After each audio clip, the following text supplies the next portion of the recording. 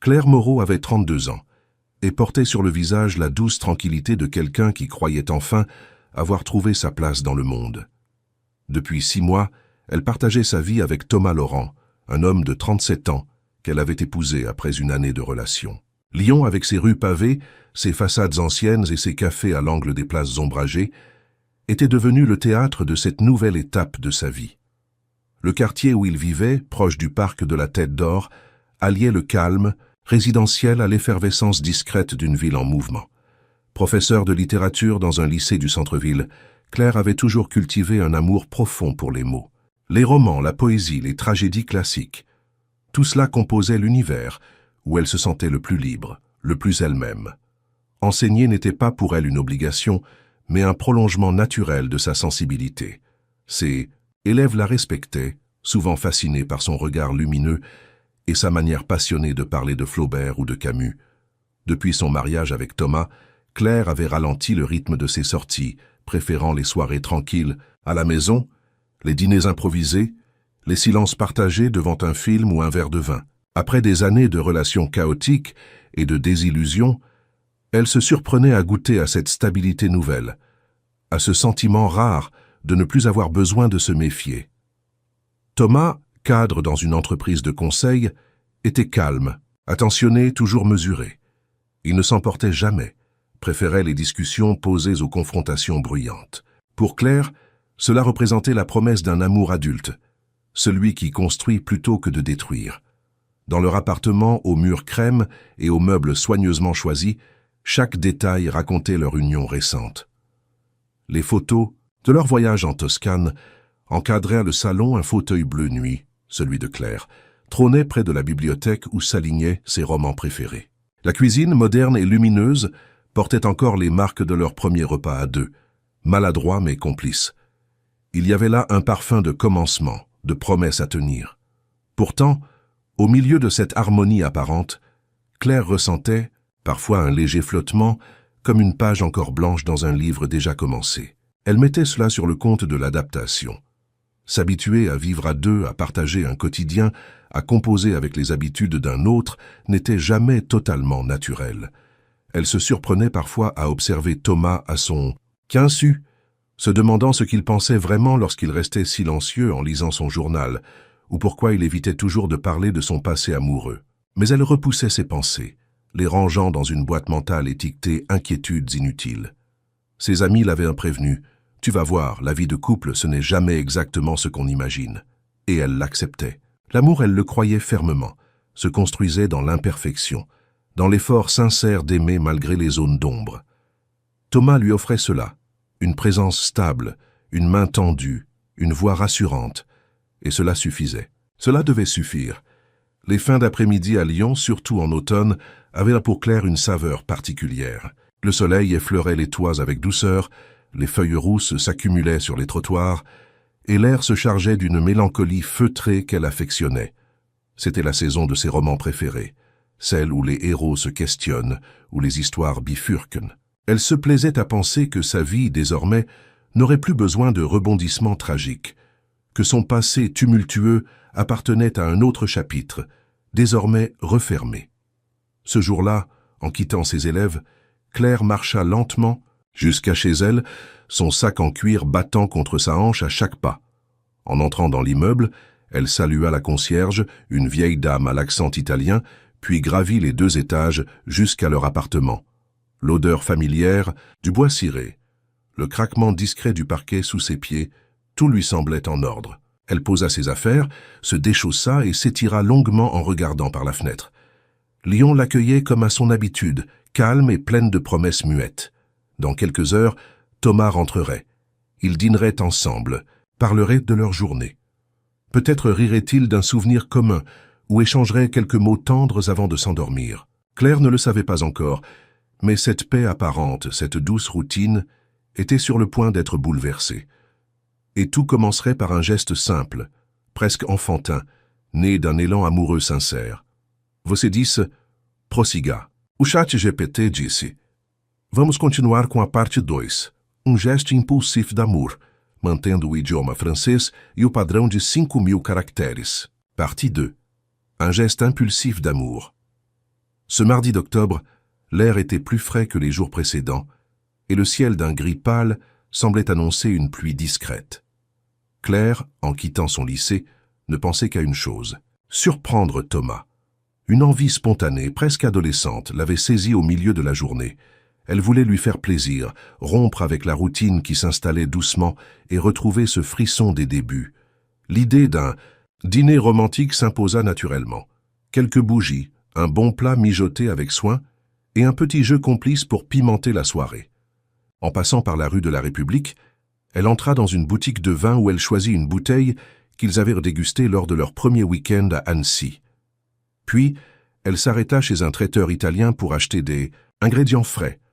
Elle souriait toute seule en imaginant la surprise sur le visage de Thomas.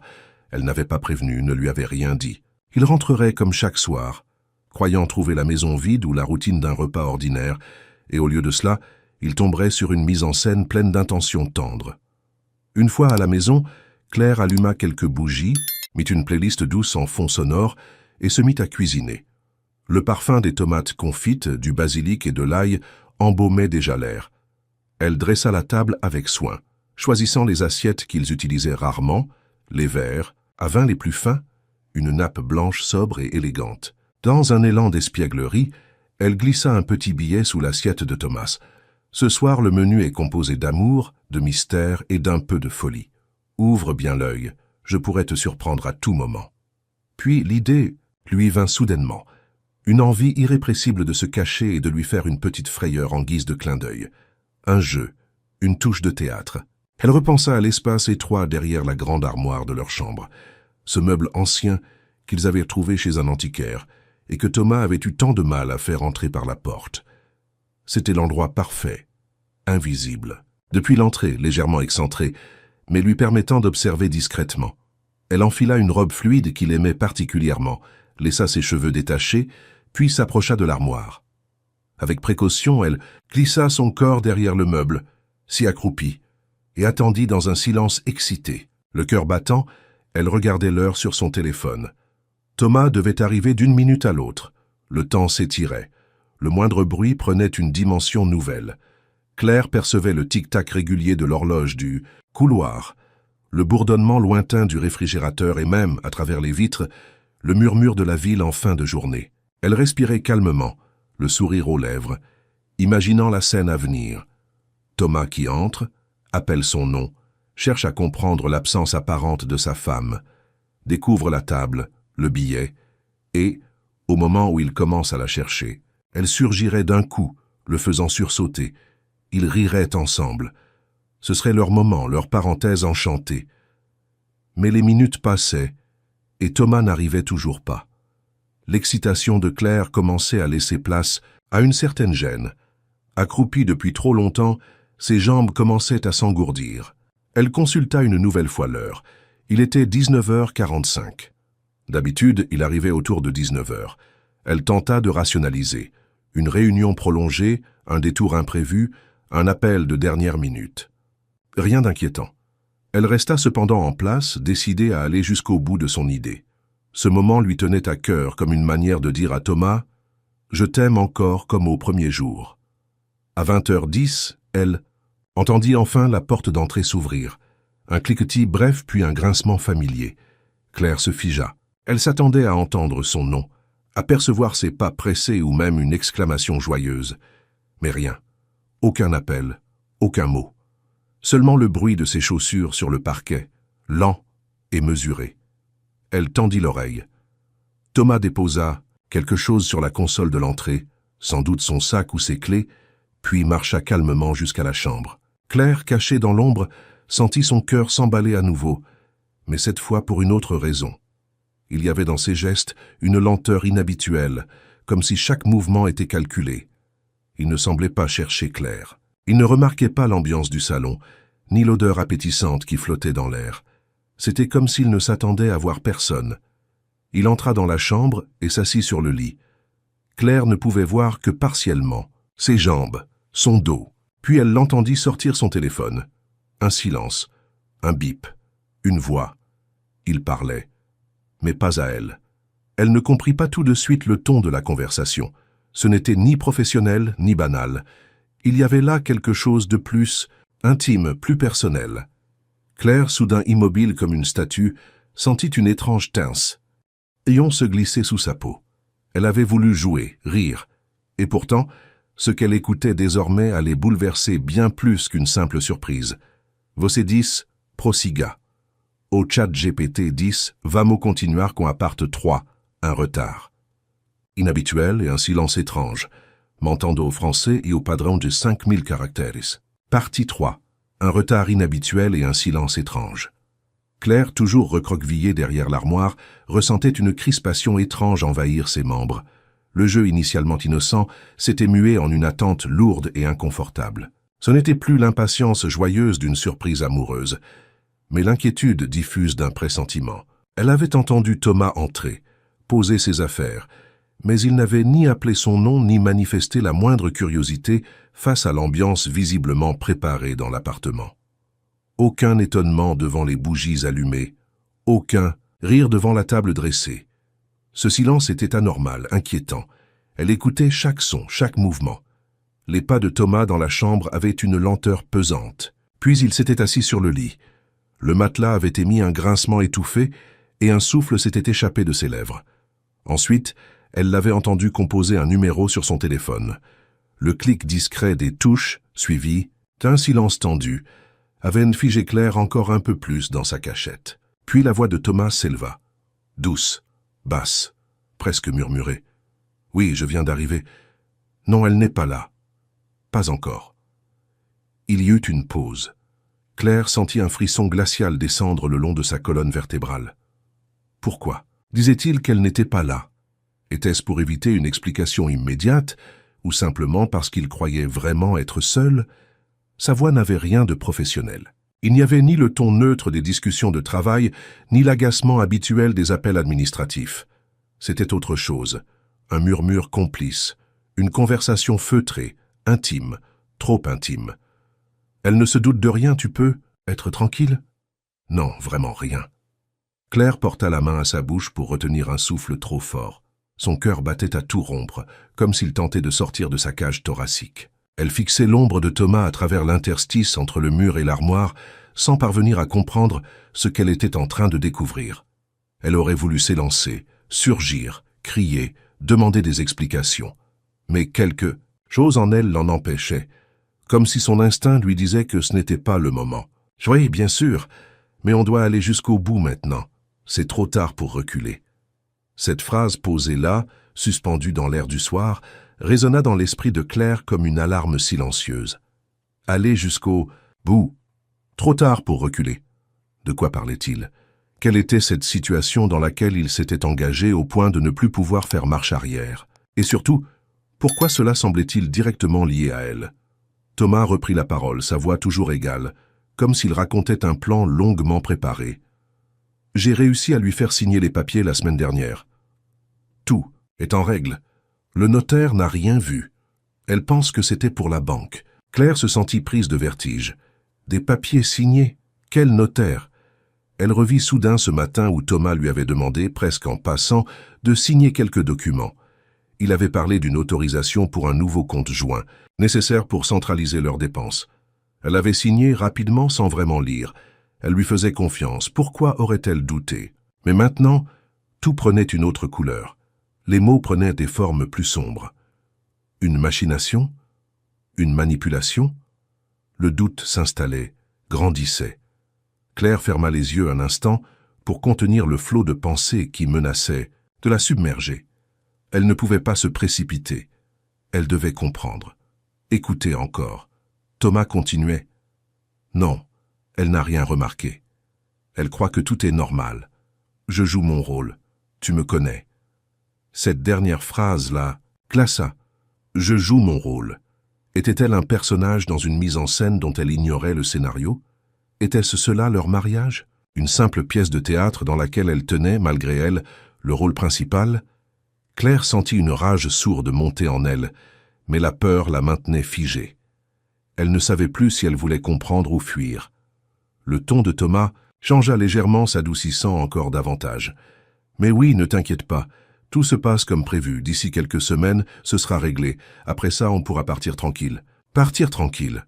Claire rouvrit les yeux, écarquillée d'incompréhension. Qui était cette autre personne à l'autre bout du fil? Où comptait-il aller? Pourquoi cette mise en scène? Et surtout, pourquoi elle? Que cherchait-il à obtenir par ce mariage? De l'argent, un avantage quelconque? L'idée d'avoir été utilisé, manipulé, l'écrasait. Thomas termina l'appel sans dire au revoir, comme s'il savait que ce n'était qu'un fragment d'une longue conversation en cours. Il posa le téléphone sur la table de chevet et resta un moment immobile. Claire entendait sa respiration, lente, profonde. Il se leva ensuite et quitta la pièce, ses pas résonnant dans le couloir. Elle resta là, dissimulée, encore quelques minutes, incapable de bouger. Le silence était revenu, mais plus rien n'avait la même couleur. Elle n'était plus la femme amoureuse, préparant une surprise. Elle était devenue une spectatrice cachée d'un drame dont elle ne connaissait pas encore tous les actes, et pour la première fois depuis des années, elle se sentit totalement seule. Você disse, prossiga. Au ChatGPT disse, vamos seguir com a parte 4, le premier choc émotionnel, mantendo o estilo em francês e o padrão de 5.000 caractères. Partie 4, le premier choc émotionnel. Claire était restée figée derrière l'armoire, pétrifiée, le souffle suspendu dans une attente insoutenable. Ses jambes ankylosées ne répondaient plus, ses mains étaient moites, et sa poitrine se soulevait avec difficulté, comme si chaque respiration lui coûtait un effort immense. Le monde s'était brusquement rétréci à ces quelques centimètres carrés d'ombre, et dans cet espace étroit, tout son univers vacillait. Ce qu'elle venait d'entendre n'était pas simplement troublant.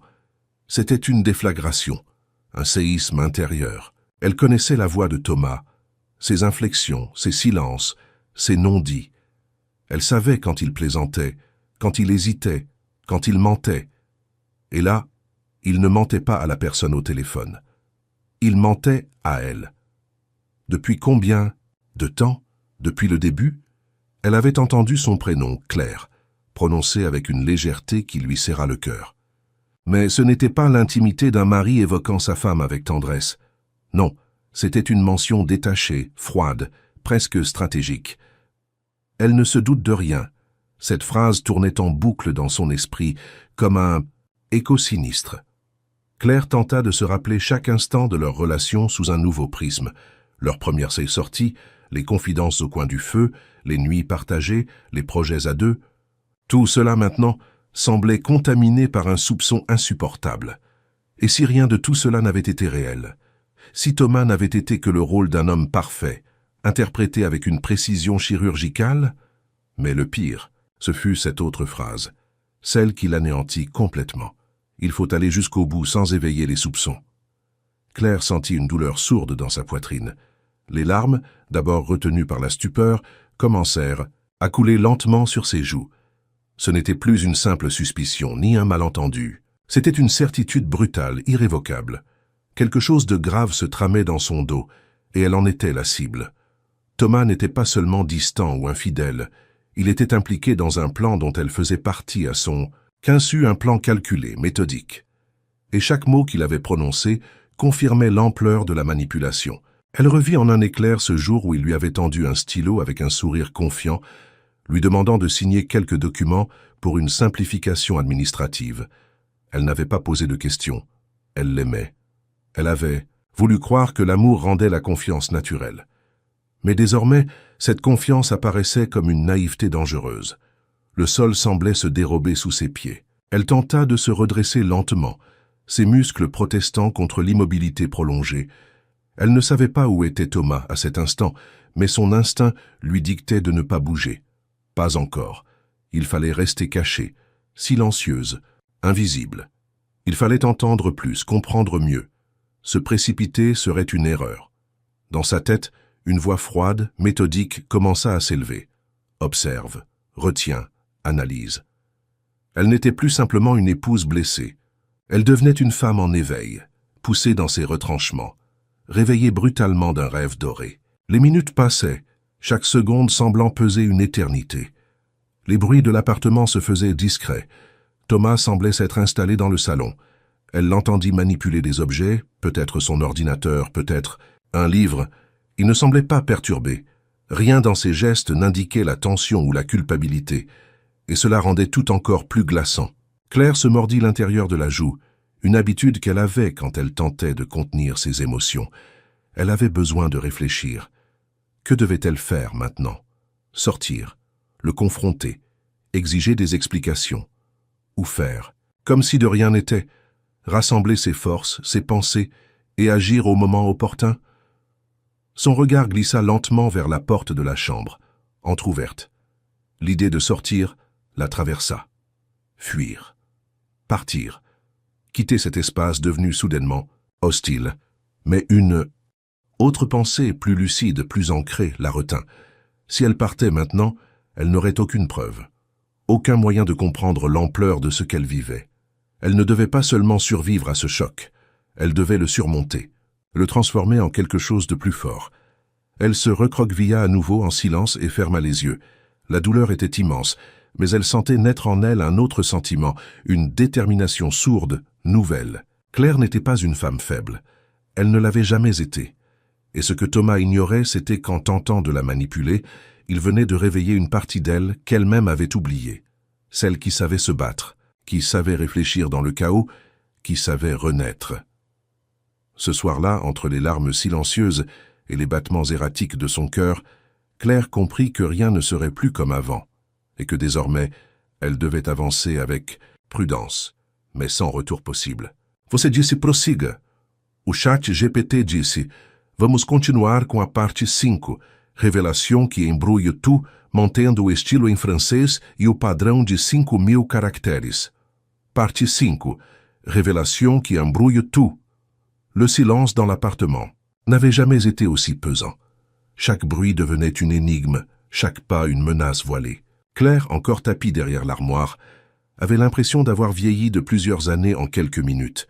Elle ne savait plus si la douleur venait de ses membres engourdis ou du poids insoutenable des mots de Thomas qui continuaient à tourner en boucle dans sa tête. Il avait parlé de documents, de signatures, de plans à mener jusqu'au bout.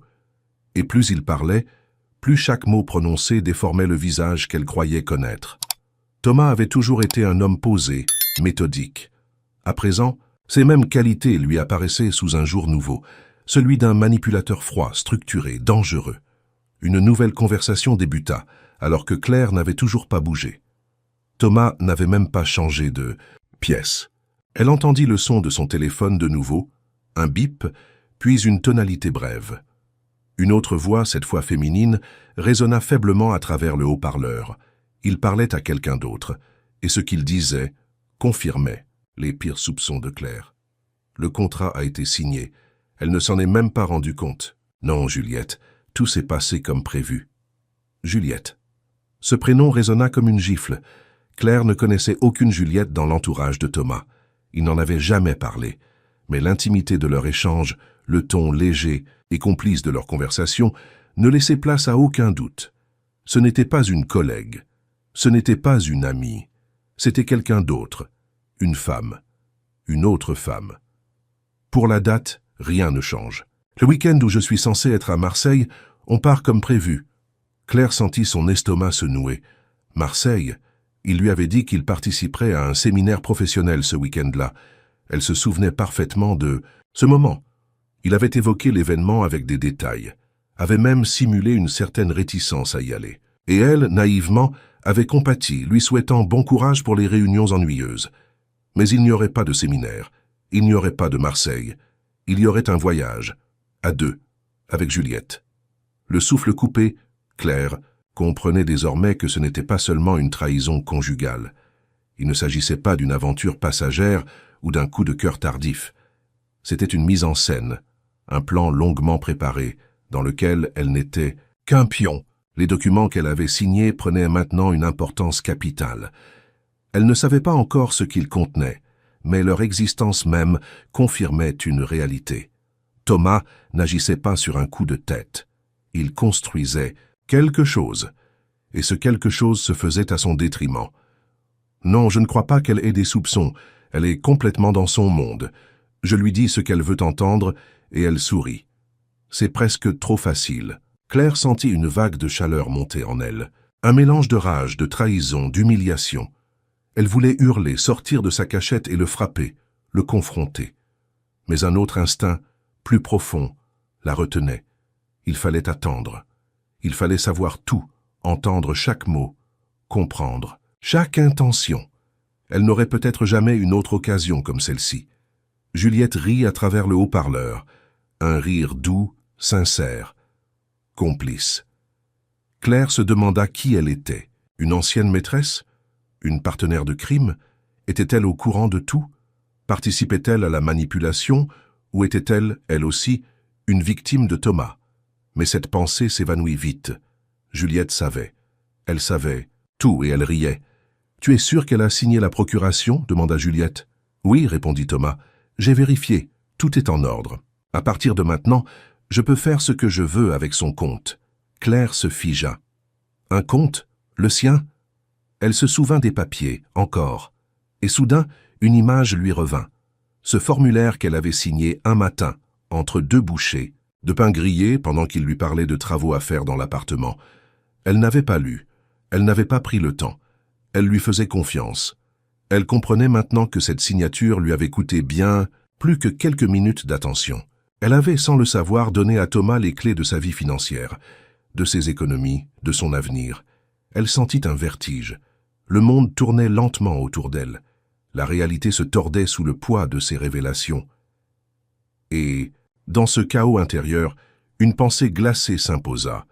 Si elle ne faisait rien, tout ce qu'elle possédait, son argent, son nom, sa dignité, allait lui être volé par l'homme qu'elle aimait. Thomas termina la conversation avec Juliette par un « je t'embrasse », puis un soupir satisfait. Il se leva, marcha jusqu'à la salle de bain. Claire entendit le robinet couler, le bruit de l'eau, les bruits du quotidien, ceux qui avaient autrefois quelque chose de rassurant, mais qui maintenant sonnaient comme les gestes mécaniques d'un imposteur. Elle sortit lentement de sa cachette, profitant de l'eau pour masquer ses mouvements. Elle n'avait plus le choix. Le jeu était terminé. Maintenant, elle devait trouver des preuves, comprendre l'ampleur du piège, et surtout, reprendre le contrôle de son histoire avant qu'il ne soit trop tard. Você disse, prossiga o ChatGPT, disse. Vamos seguir com a parte 6. Appel avec un nom inattendu, mantendo o estilo em francês e o padrão de 5000 caractères. Partie 6. Un appel avec un nom inattendu. Lorsque l'eau cessa de couler dans la salle de bain, Claire était déjà sortie de sa cachette. Elle s'était glissée silencieusement jusqu'au bureau, ses pas feutrés sur le parquet, chacun dicté par une urgence brûlante. Découvrir la vérité, toute la vérité. Le cœur encore pris dans un étau, elle savait que chaque seconde comptait. Thomas ne soupçonnait rien. Il pensait qu'elle n'était pas à la maison. Ce malentendu, lui, offrait une brèche étroite, un intervalle précieux pour chercher des preuves, confirmer ce qu'elle avait entendu. Sur le bureau, son ordinateur portable était ouvert. Claire n'avait jamais fouillé dans ses affaires. Elle respectait son espace, comme elle pensait qu'il respectait le sien. Mais cette nuit, elle ne devait plus penser en termes d'intimité ou de confiance. Elle devait penser en termes de survie. Elle ouvrit une fenêtre de navigation privée, accéda rapidement à ses comptes en ligne via les mots de passe mémorisés. C'était risqué, mais nécessaire. Elle chercha dans les historiques, dans les dossiers récents, rien d'évident. Puis, elle tomba sur un fichier au nom anodin, mais dont la date de modification coïncidait exactement avec le jour où il lui avait demandé de signer les documents « Note perso 14 ». Elle ouvrit. Ce n'était pas une note personnelle. C'était une liste de comptes, de transferts, de noms. Son nom. Claire Moreau. Et à côté, un montant conséquent accompagné de la mention « Virement en attente, déclenchement J2 ». Avant départ. Son sang se glaça. Elle recula légèrement de la chaise, désemparée. Il prévoyait tout. Chaque étape, chaque mouvement. Elle referma rapidement le fichier, effaça toute trace de son passage et quitta le bureau. Elle retourna dans la chambre, où l'armoire lui servait à nouveau de couverture. Thomas sortait de la salle de bain, une serviette sur l'épaule, l'air détendu. Il prit son téléphone et, après quelques secondes d'hésitation, composa un autre numéro. Claire, de nouveau à l'écoute, sentit l'adrénaline reprendre le dessus. Un autre appel, une autre conversation, et le nom qui surgit la frappa comme un coup de poing dans le ventre. « Juliette, c'est bon, j'ai tout validé de mon côté. » Juliette, encore elle. Claire s'en souvenait maintenant. Ce prénom n'était pas inconnu. Elle l'avait entendu une fois, lors d'une réunion entre collègues de Thomas dans une conversation où il avait simplement ri à une anecdote. Ah, ça c'est typique de Juliette. Elle n'avait pas relevé à l'époque. Juste, fait un nom parmi d'autres. Mais aujourd'hui ce nom résonnait avec une netteté sinistre. Pour Marseille, c'est confirmé. L'hôtel aussi. Tout est réservé sous ton nom. Et tu as bien les documents en double? Oui, répondit Juliette à travers le haut-parleur. Je les garde précieusement. Et toi, tu as reçu les procurations? Bien sûr. Elle a tout signé sans poser de questions. C'était presque trop facile. Claire sentit une colère sourde monter. Elle serra les poings. Elle aurait voulu surgir, arracher le téléphone, confronter Juliette elle-même. Mais elle ne devait pas agir encore. Pas sans plan. Pas sans preuve tangible et organisée. Cette trahison n'était plus une question de cœur. C'était une opération méthodique, une escroquerie camouflée sous les habits du mariage. La voix de Juliette, douce et fluide, reprit « Et si elle découvre quelque chose d'ici là ?» Thomas eut un petit rire. « Elle ne découvrira rien. Elle est dans sa bulle, toujours plongée dans ses bouquins. Elle me fait confiance aveuglément. À ses yeux, je suis l'homme parfait. » Claire détourna le regard. L'homme parfait. Ces mots, elle les avait dit elle-même, à ses amis, à sa sœur. Elle l'avait présenté comme la rédemption après des années de relations instables. Et maintenant, ces mots revenaient lui, lacérer la mémoire. Thomas poursuivait, insouciant. Une fois à l'étranger, tout sera plus simple. On transfère, on disparaît. Elle ne comprendra que trop tard. Et même si elle essaie de se défendre, tout est légal. Claire comprit, alors l'ampleur du gouffre. Il avait préparé un plan où elle perdait tout sans pouvoir réagir. Les signatures, les comptes, les réservations sous d'autres noms. Il ne la quittait pas, il l'effaçait, doucement, proprement, sans confrontation, et avec l'aide d'une autre femme. On aura enfin ce qu'on mérite, conclut Juliette, et elle n'aura que ses livres. Le téléphone se tut. Claire resta immobile, en apnée. Chaque mot de cette conversation s'était imprimé en elle comme une brûlure. Elle ne doutait plus de rien. Juliette était complice, Thomas était menteur, escroc. Et elle, Claire, devait devenir stratège. Dès ce moment, elle jura de ne plus verser une larme sans action, de ne plus faire confiance sans vérification. Elle ne savait pas ainda como, mas ela ia desmontar esse plano, peça por peça, silenciosamente, até que Thomas e Juliette provassem do próprio veneno. Você disse, prossiga. O chat GPT disse, vamos continuar com a parte 7, le plan de Claire. Pour découvrir la vérité, mentando au français et au padrão de 5000 caractères. Partie 7. Le plan de Claire pour découvrir la vérité. Lorsque Thomas quitta finalement l'appartement pour aller courir un peu avant le dîner, excuse qu'il utilisait souvent ces derniers temps, Claire attendit encore quelques instants, figée dans l'ombre, avant de sortir de sa cachette. Ses jambes tremblaient, son cœur battait à tout rompre, mais ses pensées étaient claires, cristallines. Elle n'était plus seulement blessée, elle était en alerte. Une autre femme l'aurait peut-être confrontée sur le champ, exigé des explications, crié sa douleur. Mais Claire, forte de son instinct littéraire et de ses années à analyser les motivations humaines dans les romans, savait que la meilleure arme qu'elle possédait maintenant, c'était l'information. Elle effaça rapidement les traces de sa présence dans la chambre, remit chaque objet à sa place, puis se rendit au salon. La table du dîner, soigneusement dressée quelques heures plus tôt, lui renvoya une image cruelle, celle d'une femme, amoureuse qui croyait encore à une complicité partagée. Elle éteignit les bougies une à une, rassembla les assiettes, rangea la nappe. Il n'y aurait pas de dîner ce soir, il n'y aurait plus jamais de dîner sans soupçon. Installée, dans le bureau, elle alluma discrètement son propre ordinateur portable. Il fallait agir vite, pendant l'absence de Thomas. Elle savait qu'il avait environ 45 minutes de course, selon son habitude. Moins s'il décidait de rentrer plus tôt. Elle commença par consulter ses propres relevés bancaires en ligne. À sa grande surprise, tout semblait normal, mais elle savait que les apparences étaient désormais son plus grand ennemi. Elle fouilla ensuite dans les tiroirs du bureau, là où Thomas classait d'habitude les documents de leur vie quotidienne. Il y avait les factures de gaz, d'électricité, quelques contrats d'assurance. Mais dans un coin, sous un tas de papiers anodins, elle trouva une chemise cartonnée sans nom, reliée par un élastique fatigué. Lorsqu'elle l'ouvrit, son souffle se suspendit. À l'intérieur, plusieurs feuilles sur lesquelles figurait son nom complet, des documents juridiques, des formulaires de procuration, des copies d'identité, une signature familière, la sienne. Elle s'assit lentement, les mains tremblantes. Ces papiers n'étaient pas anodins. Ils confirmaient ce qu'elle craignait. Thomas avait bien utilisé sa confiance pour l'amener à signer des documents légaux qu'elle n'aurait jamais acceptés en temps normal. Il y avait là, entre autres, une procuration lui permettant de gérer ses comptes bancaires, une autorisation pour représenter ses intérêts financiers et même un formulaire entamé de déclaration de changement de résidence, comme s'il préparait un déménagement à son insu. Mais le détail qui glaça définitivement Claire fut un bordereau bancaire annoté à la main. Transfert prévu le 17, confirmé auprès de Juliette. Le 17, dans 3 jours. Elle n'avait plus de temps à perdre. Elle scanna rapidement tous les documents à l'aide de son téléphone, les sauvegarda dans un dossier crypté, puis remit chaque feuille à sa place, avec précision. Elle savait que Thomas aurait un œil sur l'ordre des choses. Il fallait qu'il ne soupçonne rien.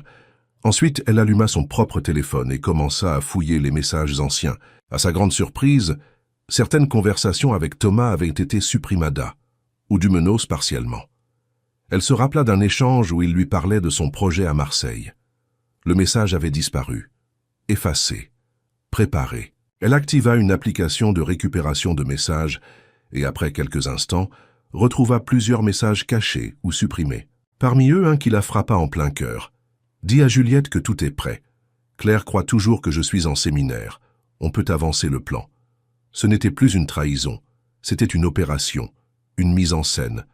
Elle copia ces messages, les ajouta au dossier crypté et les envoya à une adresse sécurisée qu'elle avait créée à l'instant. D'un simple nom, veritémoroprotonmail.com. Elle savait que le prochain pas serait risqué, mais nécessaire. Elle devait consulter un avocat, et pas n'importe lequel, quelqu'un extérieur à leur cercle, à l'abri de toute influence. Mais pas encore. D'abord, elle devait continuer a accumular provas, a montar o dossiê completo, porque quando confrontasse Thomas, seria com a força de quem sabe tudo, com a precisão de quem não deixa espaço para a fuga. Elle regarda l'heure. Il lui restait à peine 10 minutes avant que Thomas ne revienne. Elle referma l'ordinateur, rangea la pièce, puis s'assit dans le canapé, avec un livre ouvert, sur les genoux feignant la détente. Quand il entra essoufflé, souriant, déposant ses clés comme chaque soir, elle le regarda avec douceur. « Tu as fait une bonne course. » Il s'approcha, l'embrassa sur le front. « Comme toujours. Et toi, ma douce, tu m'as attendu ?» Elle sourit, un sourire parfait, paisible. « Comme toujours. »« Você disse prossiga. » O chat GPT disse, « Vamos continuar com a parte 8. Une vérité plus profonde comece a emerger, mantendo o francês e o padrão de 5.000 caractères. » Partie 8. Une vérité plus profonde commence à émerger. Le lendemain, matin, Claire se réveilla avant Thomas. Allongée dans le lit, elle fixait le plafond, écoutant le rythme lent de sa respiration encore endormie. Elle ne parvenait pas à fermer l'œil depuis des heures. Chaque battement de son cœur était une alarme. Elle se répétait comme un mantra silencieux, observer, ne rien dire, agir dans l'ombre. Le masque de la routine était désormais son meilleur allié. Elle se leva sans bruit, prit sa douche, s'habilla simplement. Dans la cuisine, elle prépara le petit déjeuner, exactement comme d'habitude. Café fort pour lui, thé noir pour elle, tartines beurrées, fruits coupés. Lorsque Thomas entra, les cheveux encore humides, il sourit avec tendresse. Il la remercia d'un baiser sur la joue, comme chaque matin. Et Claire, avec une maîtrise glaçante, répondit par un sourire doux, parfaitement dosé. Mais derrière cette façade, ses pensées s'organisaient méthodiquement. La nuit précédente, après s'être assurée que Thomas dormait profondément, elle avait continué à fouiller discrètement. Elle avait évité le bureau, déjà inspecté. Cette fois, elle s'était intéressée à la commode du couloir, à ce tiroir qu'il disait toujours mal rangé. Elle y avait trouvé ce qu'elle n'attendait plus, une fine enveloppe Kraft glissée entre des carnets de notes usés. À l'intérieur, une liasse de documents, des impressions récentes, des copies de correspondances juridiques, des contrats signés avec son nom et celui de Thomas. Mais aussi, plus troublante encore, des formulaires de demande de changement de régime matrimonial, et surtout un acte notarié, jamais mentionné, la désignant comme co-signataire d'un contrat de cession d'un bien qu'elle n'avait jamais possédé. Elle se souvenait bien du jour où elle avait signé, persuadée de régulariser un simple dossier de compte joint. Thomas l'avait distraite, lui avait parlé d'une idée de voyage, d'un week-end à Prague, pendant qu'elle apposait sa signature. À présent, elle comprenait que ce document servait un tout autre dessein, un transfert de responsabilité. Elle, Claire Moreau, était légalement impliquée dans des opérations financières qu'elle ignorait totalement. Et il y avait plus encore. Au fond de l'enveloppe, elle avait trouvé une autre feuille, manuscrite cette fois, sur laquelle Thomas avait griffonné une sorte de plan.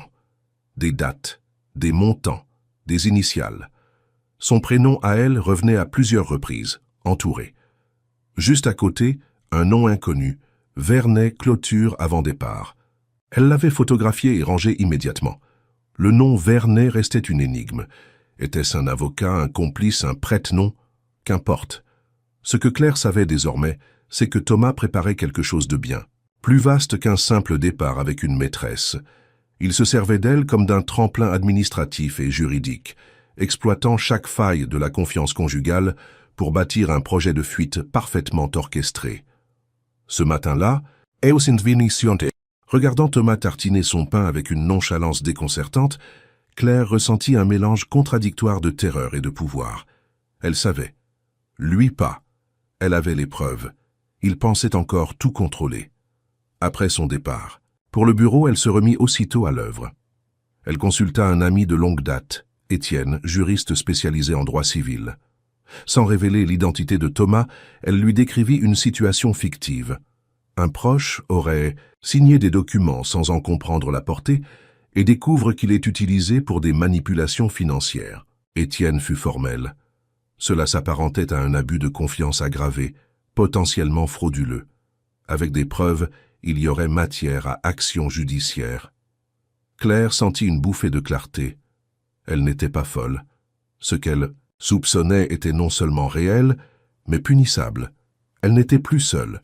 Il lui suffisait de bien construire son dossier, d'avancer sans se précipiter. Elle passa l'après-midi à classer chaque élément découvert. Messages récupérés, scans de documents, photos d'écran. Elle dressa une chronologie minutieuse des événements. Chaque signature, chaque rendez-vous, chaque mot suspect, entendu depuis une semaine y figurait. Elle nomma ce dossier dévoilement et en conserva plusieurs copies, sur clé USB, dans un cloud sécurisé et dans un email programmé en envoi différé à Étienne. Puis, à la tombée du jour, elle se surprit à contempler leur appartement, comme on contemple un décor de théâtre après la représentation. Chaque meuble, chaque cadre, chaque objet semblait avoir perdu son âme. Tout ce qui avait été amour, promesse ou projet n'était plus qu'un décor fragile sur le point de s'effondrer. Et pourtant, elle n'était pas effondrée. En elle, une force neuve grandissait, un calme stratégique, une intelligence froide affûtée par la trahison. Elle savait que la fin approchait, mais elle ne la subirait pas, elle la tiendrait en main. Et c'est elle, Claire Moreau, qui déciderait du moment exact où tomberait le rideau. Você disse prossiga. O ChatGPT disse, vamos agora continuar com a parte 9, une connexion avec le passé, mantendo o francês e o padrão de 5.000 caractères. Partie 9, une connexion avec le passé.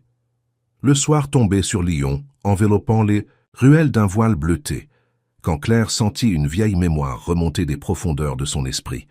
Alors qu'elle était assise seule dans la cuisine, un thé refroidissant entre les mains, ses pensées vagabondèrent vers une conversation ancienne, oubliée depuis longtemps, mais qui soudain prenait un sens nouveau, presque prophétique. C'était au tout début de sa relation avec Thomas. Une rencontre imprévue dans un café près de la place Bellecour. Claire avait croisé une femme qu'elle n'avait vue qu'une fois auparavant. Élise, une ancienne connaissance de l'université. Elles n'étaient jamais devenues proches, mais cette fois-là, Élise s'était arrêtée à sa table avec une politesse teintée de tension. Après quelques banalités, la conversation avait naturellement dérivé vers Thomas, que Claire venait à peine de commencer à fréquenter. Elle en parlait avec la ferveur d'un cœur enfin apaisé, décrivant sa douceur, sa patience, son regard qui semblait lire en elle. Mais Élise, alors, avait changé de ton. Un soupçon de dureté s'était glissé dans sa voix. « Tu parles de Thomas Laurent, celui qui travaillait chez Arcos Finance ?» Claire avait acquiescé, un peu surprise. Élise avait alors baissé la voix, regardé autour d'elle, comme si ce qu'elle allait dire exigeait prudence. « Fais attention, Claire. Ce type sait manipuler. Il sait te dire exactement ce que tu veux entendre. Et il ne fait jamais rien. Sans raison. » Rien. À l'époque, Claire avait ri, embarrassée. Elle avait interprété cet avertissement comme une amertume mal dissimulée. Peut-être une ancienne flamme, peut-être de la jalousie. Elle avait rapidement changé de sujet, puis, plus tard, raconté l'épisode à Thomas comme une anecdote. Il avait souri calmement, haussé les épaules. Élise a toujours été un peu instable, tu sais. Elle aimait créer des histoires. Elle n'y avait plus repensé. Mais ce soir-là, dans la cuisine silencieuse, cette voix ancienne revenait avec la netteté d'un avertissement trop longtemps ignoré. Claire se leva brusquement, son thé oublié sur la table. Elle se dirigea vers son ordinateur, ouvrit une session de recherche et tapa « Élise Arcos Finance Lyon Thomas Laurent ». Les premiers résultats ne révélèrent rien de particulier. Mais au bout de quelques clics, elle tomba sur un forum professionnel où une discussion ancienne, presque effacée, mentionnait le nom de Thomas. Un message en particulier attira son attention. Il était signé par une utilisatrice nommée EA, peut-être Élise, et disait simplement « Certains hommes savent parfaitement utiliser le masque de l'intégrité pour détruire sans jamais se salir les mains. » Claire sentit un frisson. Elle poursuivit ses recherches. Cette fois, avec une précision méthodique. En creusant les archives d'Arcos Finance, elle découvrit un article vieux de 5 ans, une affaire discrète de détournement de fonds internes, jamais officiellement résolue, mais qui avait entraîné la démission de plusieurs cadres. Thomas avait quitté l'entreprise au même moment, sous prétexte d'une réorientation personnelle. Les pièces du puzzle commençaient à s'emboîter. Thomas avait un passé trouble, ce qu'elle croyait être une vie professionnelle, stable cachait peut-être bien plus. Elle se demanda combien de femmes avant elle avaient servi de levier dans ses plans. Combien de fois avait-il utilisé le charme, la séduction, la confiance comme des outils de manipulation? Elle se rappela soudain une autre scène, le jour où elle avait mentionné un ancien amour, un homme qui l'avait blessée. Thomas avait été d'une écoute parfaite, presque trop parfaite. Chaque mot qu'elle disait semblait alimenter un discours qui l'ajustait en retour. Il ne réagissait jamais trop, juste ce qu'il fallait, comme un acteur rodé.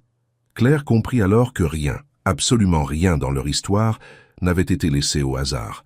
Thomas avait étudié ses failles, ses rêves, ses blessures. Il s'en était servi pour entrer dans sa vie comme une réponse, pas comme un homme. Et elle, éperdue d'amour et de désir de paix, l'avait accueilli les bras ouverts. Elle retourna vers sa bibliothèque. Parmi ses livres, elle chercha un carnet ancien dans lequel elle notait autrefois ses impressions, ses doutes, ses intuitions. Lorsqu'elle l'ouvrit, elle retrouva des phrases éparses, griffonnées au fil de ses premières semaines avec Thomas. « Il me regarde comme s'il savait ce que je vais dire avant moi. Parfois, j'ai l'impression qu'il évite certaines questions avec trop d'élégance. Il est trop parfait, est-ce que je deviens paranoïaque ?» Ces phrases, qu'elle avait balayées d'un revers de confiance, devenaient maintenant des balises. Elle avait pressenti quelque chose. Mais l'amour, cette force douce et aveuglante, avait tout recouvert. Ce soir-là, en refermant le carnet, Claire ne se sentait pas brisée. Elle se sentait confirmée. Elle savait que la Claire d'hier déjà avait perçu les ombres, et que celle d'aujourd'hui allait leur donner un nom, une forme, une réponse. Thomas ne lui avait pas seulement volé de l'argent ou des signatures, il avait tenté de lui voler son histoire, et cela, elle ne le lui permettrait pas.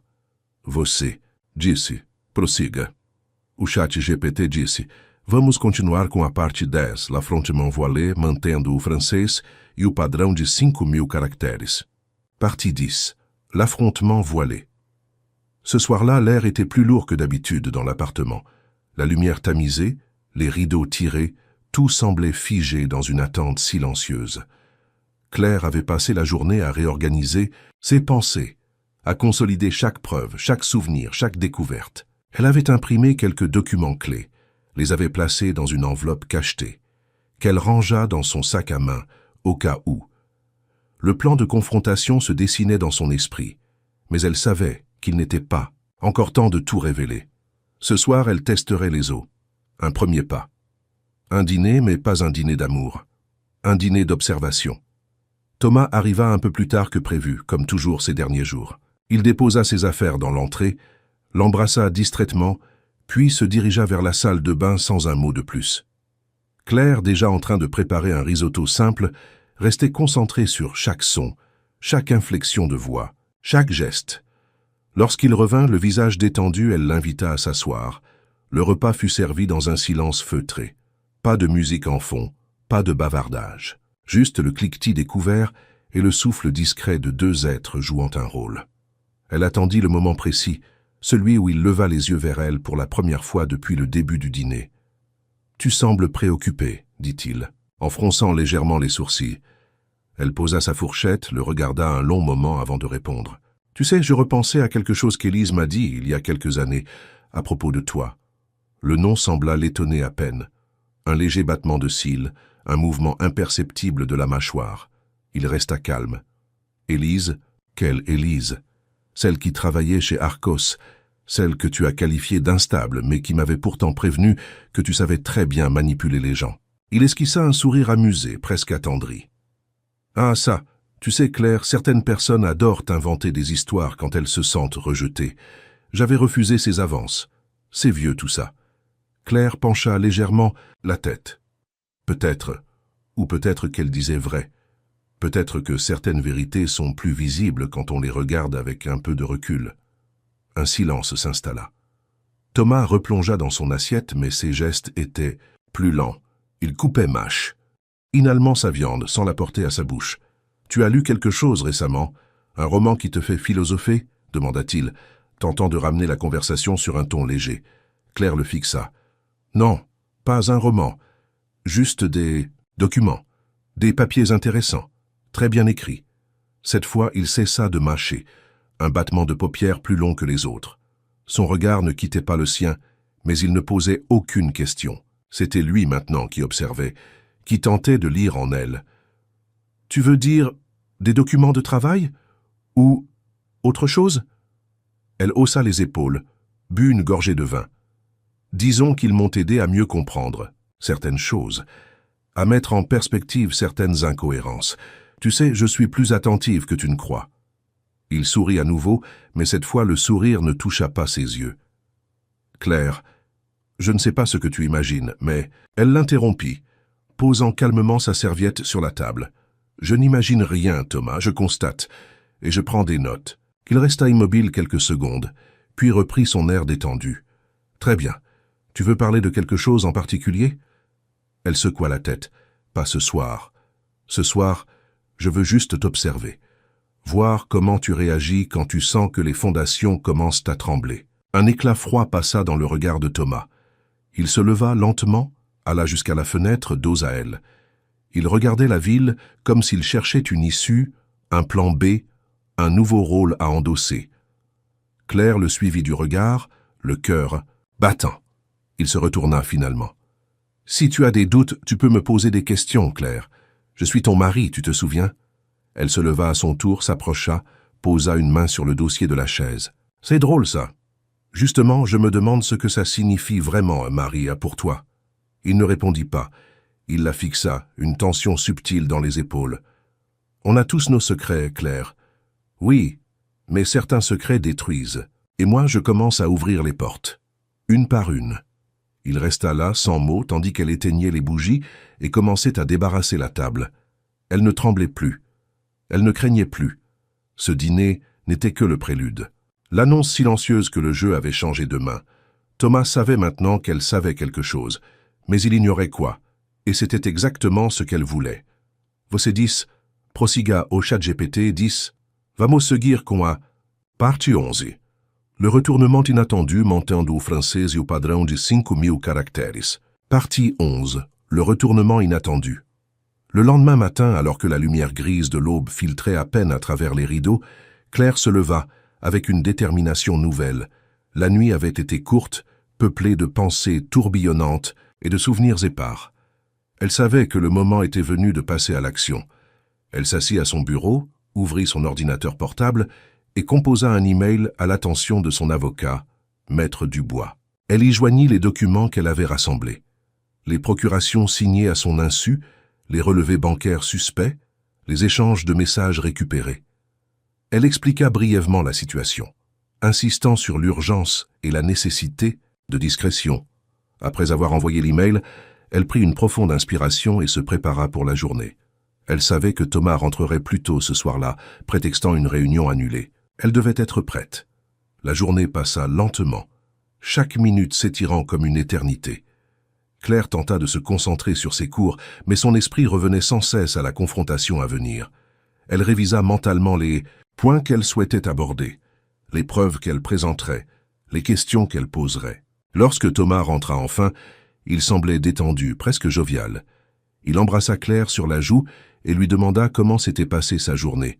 Elle répondit avec un sourire fin, l'invitant à s'asseoir dans le salon. « Thomas, j'aimerais qu'on parle », dit-elle d'une voix calme mais ferme.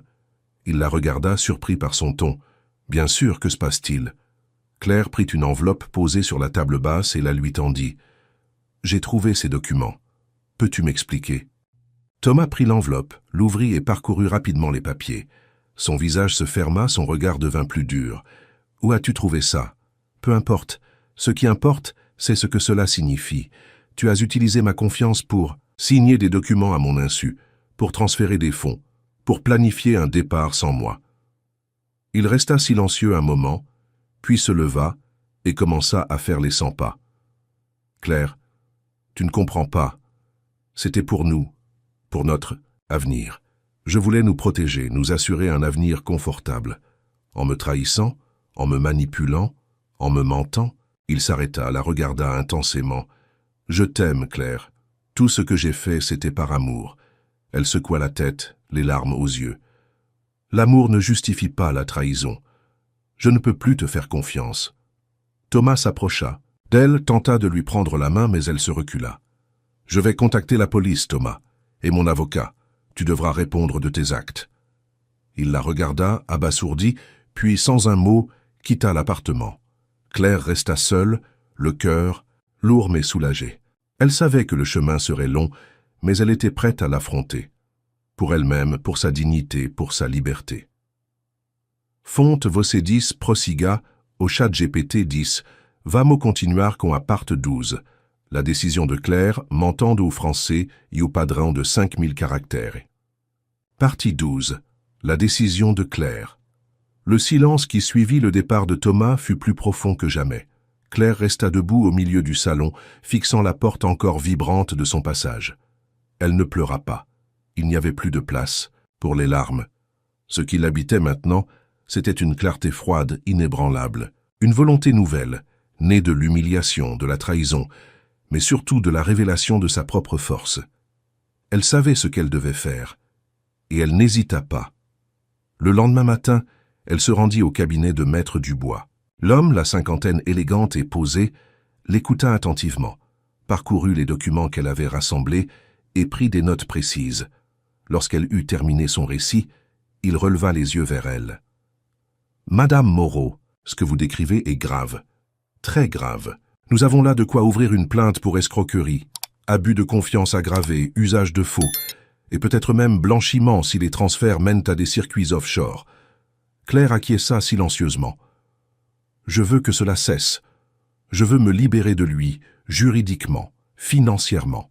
Et s'il y a des victimes avant moi, je veux qu'elles soient entendues aussi. » L'avocat hocha la tête. « Il faudra être précise, patiente, mais déterminée. Je vous accompagnerai jusqu'au bout. Et nous demanderons la nullité du mariage. Sur la base du dol, si nous pouvons prouver qu'il s'est engagé avec vous uniquement dans le but de vous nuire. » Ces mots résonnèrent en elle comme un acte de purification. Elle sortit du cabinet avec la sensation de poser le premier jalon d'un chemin vers la liberté. De retour chez elle, elle ne perdit pas de temps. Elle contacta la brigade financière, appuya sa déclaration avec les documents remis par l'avocat, y ajouta un dossier numérique comprenant les messages retrouvés, les enregistrements de conversation et les relevés suspects. L'officier en charge, après avoir consulté les pièces, lui assura que l'affaire serait examinée sans délai. « Vous avez bien fait de venir, et vous avez très bien préparé votre dossier. » Claire ne répondit que par un hochement de tête. Elle n'était plus là pour entendre des compliments. Elle était là pour récupérer sa vie. Dans les jours qui suivirent, elle engagea aussi un conseiller financier indépendant pour évaluer l'état de ses comptes. Avec son aide, elle fit opposition sur toutes les procurations signées, mit en sécurité ses actifs, ferma les comptes partagés et alerta ses banques de tout mouvement suspect. Elle fit aussi modifier les accès à ses comptes numériques, changea tous ses mots de passe et installa un système de surveillance dans l'appartement. Thomas tenta de la joindre à plusieurs reprises. Il laissa des messages, changea de ton à chaque fois, d'abord conciliant, puis menaçant, puis désespéré. Elle ne répondit à aucun. Elle transféra toutes les preuves de ses appels au commissariat. Puis vint le moment de vider leur appartement. Claire empaqueta ses affaires, triant ce qui lui appartenait de ce qui appartenait au passé. Elle n'emporta ni les souvenirs de leur voyage, ni les photos de mariage, ni les cadeaux. Rien qui portait sa trace à lui. Elle fit appel à une entreprise de déménagement discrète et choisit un nouveau logement dans un quartier différent, plus petit, mais plus clair, plus vrai. Ce nouveau lieu serait le théâtre d'une reconstruction. Pas celle d'une femme brisée, mais celle d'une femme affranchie. Lorsque l'huissier vint constater les faits et remettre l'assignation, Claire n'était pas présente. Elle avait décidé de ne plus être spectatrice de la chute de Thomas. Ce n'était plus son rôle. La dernière chose qu'elle fit, ce fut de retourner voir Élise. Elle la retrouva dans un petit café, lui expliqua ce qu'elle avait vécu. Élise, d'abord surprise, l'écouta en silence, puis lui prit la main. « Tu es plus forte que... moi, Claire. Moi, je suis partie. Toi, tu as résisté. » Claire sourit doucement. « On fait ce qu'on peut avec ce qu'on a. Et maintenant, j'ai autre chose à faire. Vivre autrement. » Elle rentra chez elle, dans son nouvel appartement, et s'assit à son bureau. Elle ouvrit un fichier vierge et tapa en haut de la page « Chapitre 1. Commencer sans peur ». Elle n'écrivit rien de plus ce soir-là, mais elle savait qu'elle venait d'écrire dans la réalité la plus grande histoire de sa vie. V. Você disse, prossiga. O ChatGPT disse, vamos agora concluir com a parte 13, une femme forte e liberatrice, mantendo o francês e o padrão de 5.000 caracteres. Partie 13, une femme forte et libératrice. Les mois passèrent, l'hiver cédassa, place à un printemps lumineux, et avec lui un nouveau chapitre de la vie de Claire prit forme. Installée dans son nouvel appartement, un espace épuré baigné de lumière, elle apprenait chaque jour à réinventer ses habitudes, à reconstruire ses repères. Loin des ombres de Thomas, elle redéfinissait sa propre idée de la liberté. La procédure judiciaire suivait son cours. Grâce au travail rigoureux de Maître Dubois, le dossier était devenu un modèle de précision. Les preuves accumulées avaient convaincu les autorités de la gravité des faits. Thomas avait été placé sous enquête officielle. Son passé, longtemps soigneusement dissimulé, refaisait surface. Des témoignages apparurent, d'autres femmes, d'autres victimes. Certaines l'avaient connu sous un autre nom, dans une autre ville, avec un autre visage. Toutes racontaient une histoire semblable. Une séduction méticuleuse, une relation rapide, puis l'introduction de documents à signer, de comptes à fusionner, de démarches à simplifier. Claire comprit qu'elle n'était pas une exception. Elle était une étape. Mais cette fois, l'histoire ne se terminerait pas dans le silence. Le procès fut programmé. Et bien qu'elle eût le droit de ne pas y assister, Claire décida de s'y rendre. Pas pour affronter Thomas, elle n'en avait plus besoin, mais pour se tenir droite devant le système qui l'avait reconnue comme victime. Elle y alla, seule vêtue simplement, tenant à la main une copie de son dossier comme une armure. Lorsqu'elle entra dans la salle, elle croisa son regard. Il tenta un sourire, un geste. Elle le regarda comme on regarde un fantôme, sans peur, sans colère, sans intérêt. Les audiences révélèrent tout. Les fraudes, les montages financiers, les manipulations affectives. Le tribunal décida de poursuivre pour escroquerie, usage de faux, abus de faiblesse et association de malfaiteurs, Juliette ayant été identifiée comme complice. La justice allait faire son œuvre. Claire, quant à elle, n'attendait plus de revanche. Elle voulait simplement tourner la page, et elle le fit. Peu à peu, ses journées reprirent leur cours. Elle retrouva le plaisir de l'enseignement, la complicité avec ses élèves. Elle accepta même une invitation à donner un cycle de conférences sur les femmes et la littérature contemporaine, où elle évoquait les figures féminines qui reprenèrent le contrôle de leur vie après avoir été trahies. Sans jamais parler, d'elle, elle parlait pour toutes. Son nouveau quartier, bien que modeste, lui apportait une sérénité qu'elle n'avait jamais connue. Elle y découvrit une librairie tenue par une femme passionnée, où elle passait des heures à discuter, à lire, à redécouvrir le pouvoir des mots. Elle recommença à écrire, cette fois non plus dans la douleur, mais dans la volonté de transmettre. Elle reçut aussi des messages, de femmes qu'elle ne connaissait pas qui avaient entendu parler de l'affaire, qui avaient lu son nom dans les journaux. Elle la remerciait d'avoir parlé, d'avoir osé. Claire répondit à chacune, sans emphase, avec humilité. Elle n'était pas une héroïne. Elle était une femme qui avait refusé de se taire. Un jour, en rentrant chez elle, elle passa devant un miroir accroché dans l'entrée. Elle s'arrêta, se regarda longuement. Son reflet ne portait plus la trace de la peur. Il n'y avait plus de tremblement dans son regard, plus d'interrogation dans sa posture. Il y avait juste une femme debout, qui avait survécu à l'invisible, qui avait traversé le feu, et en était sortie plus lucide, plus forte. Elle sourit doucement. L'armoire, celle derrière laquelle tout avait commencé, avait été laissée dans l'ancien appartement. Elle ne voulait plus de meubles lourds, ni de cachettes, ni d'objets porteurs de silence. Désormais, elle vivait à découvert. Chaque pièce de son nouveau chez elle respirait la clarté, l'ouverture.